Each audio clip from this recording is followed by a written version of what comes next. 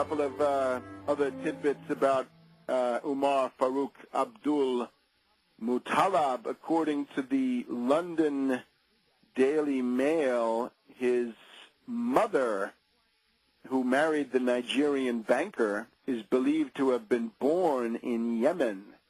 So that would make Umar Farouk Abdul Muttalab half Yemeni. An interesting point. You see how these people are chosen for their appointed tasks. Again, the ethnic, religious, and other political characteristics of the patsy are then used to demonize the group which is targeted. So you have to have somebody with some connections to Yemen. Now, maybe some more context. Why this and why now? First of all, the cliques in lower Manhattan, the finance oligarchs, and the corresponding cliques in the city of London, the senior side of the service, they're all viewing their capital structures, their derivatives, monstrosities, this pyramid of fake, fictitious debt, which they've pyramided up into the ionosphere and indeed into interplanetary and interstellar space. All of this is quaking. When the Anglo-American financier elite see a situation like this, they go collectively bonkers. They lash out. They look for solutions which may be more or less apocalyptic. In that sense, they're like the Venetian oligarchs back in 1509 in the War of the League of Cambrai, that when Venice was defeated, the world was coming to an end.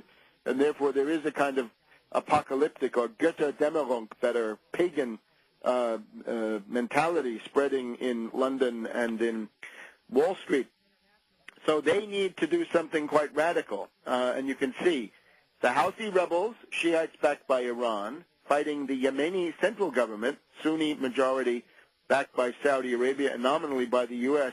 You convince the Yemeni government that it's a good thing for al-Qaeda to come in there as a fifth column, that they'll do for those Shiites, and to some extent they will, but then they'll also be available for all sorts of other things, and as time goes on, they may turn their coats.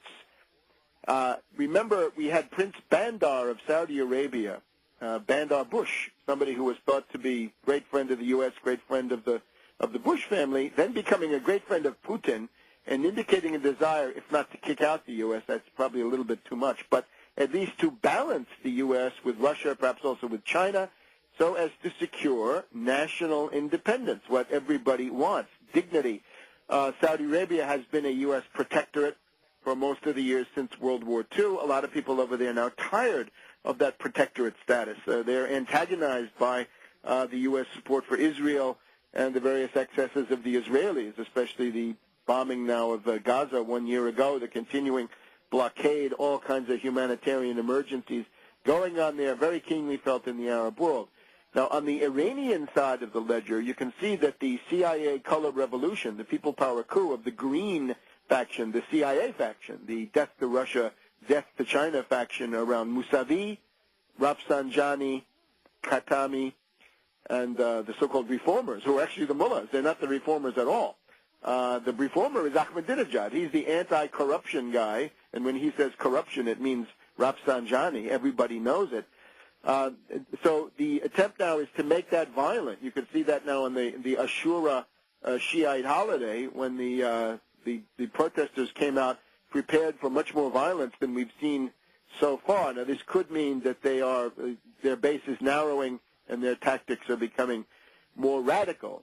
You've also got this interesting case of a border conflict between Iraq and Iran about an oil well, which has apparently let the tempers flare up, and especially it's going to be the Sunni side of Iraq that is more upset about what the Shiite Persian Iranians do.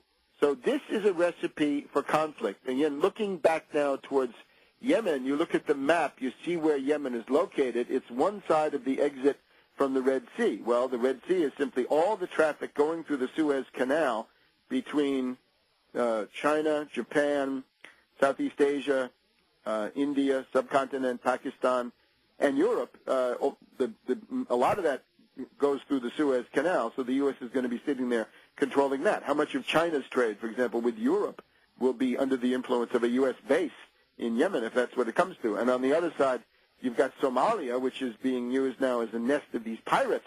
Go back and look at how the British used the Barbary pirates in the early 1800s to essentially attack all shipping except the British and to drive up the maritime insurance rates. This is all part of an anti-Chinese, anti-economic development strategy. So it looks like the level of hysteria, the bonkers factor in Lower Manhattan and the City of London is rising. Now, you might ask, why don't those financiers decide to take on China in a peace race? Go for economic development, go for rapid rates of technological modernization, capital investment, and so forth. Look at what the Chinese are doing. They just opened this 1,000-plus kilometer rail link between Canton and Wuhan, Guangzhou, Wuhan, as I recall, with a speed approaching 400 kilometers an hour, the fastest bullet train in the world. Now, this is still steel rail on